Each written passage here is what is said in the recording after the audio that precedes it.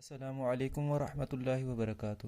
الحمدللہ والصلاة علی رسول اللہ صلی اللہ تعالی علیہ وسلم۔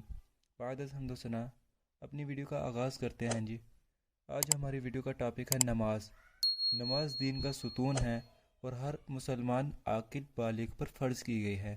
قرآن مجید میں نماز کا ذکر تقریباً 700 مرتبہ آیا ہے، اور اسی طرح احادیث مبارکہ میں بھی کثرت سے نماز کا حکم دیا گیا۔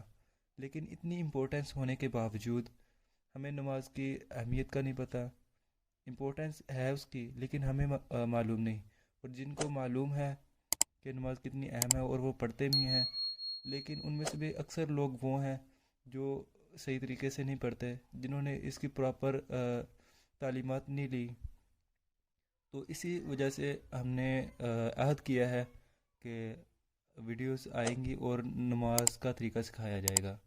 تو آغاز کرتے ہیں جی کہ نماز کے بیسیکلی 7 فرائض ہیں اور 6 شرائط ہیں، اور اسی طرح نماز کے واجبات بھی ہیں اور سنتیں بھی ہیں، مستحبات بھی ہیں، اور نماز کو توڑنے والی چیزیں جن کو مفسدات کہتے ہیں وہ بھی شامل ہوں گی۔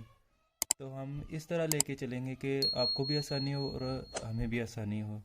تو آج کے لیے بس اتنا ہی کافی ہے کہ آپ بس یاد رکھیں کہ نماز میں فرائض اور شرائط، واجبات، سنتیں وغیرہ سب کچھ آتا ہے۔